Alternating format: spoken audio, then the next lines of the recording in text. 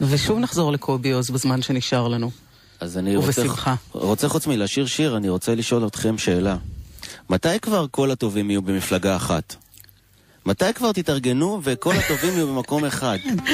זה נורא מבלבל הדבר הזה. תשובה כל כך מורכבת, שאנחנו לא נצליח להשיב אותה בזמן קצר כזה. עבדנו הרבה בחזרות על השורה הזאת שלך. אמא שלי תמיד שואלת אותי את זה, למה שזה וזה וזה וזה ואת והוא ולא תקימו מפלגה של ישרים, היא אומרת לי. יש לנו הבדלים.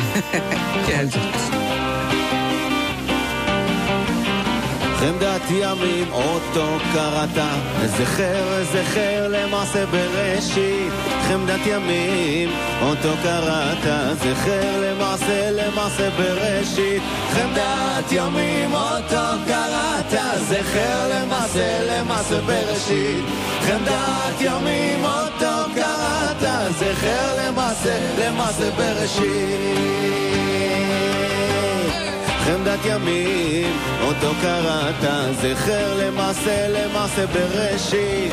חמדת ימים אותו קראת, זכר למעשה בראשית. חמדת ימים אותו קראת, זכר למעשה בראשית.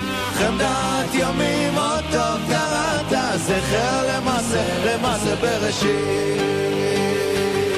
בו בו בו בו בו בו בו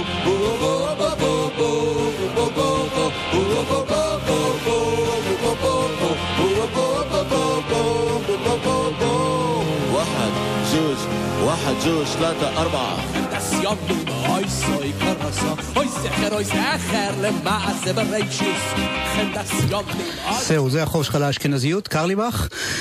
ג'וני קורן, רוני צעדי ואדם הרם הנגדים, איתך קובי עוז, ביום ראשון ה-31 לעשירי ב8:30 בערב, בזאפה תל אביב, מזמורי נבוכים, הופעה חגיגית עם הצצה לחומרים מהאלבום החדש. קובי עוז, תודה.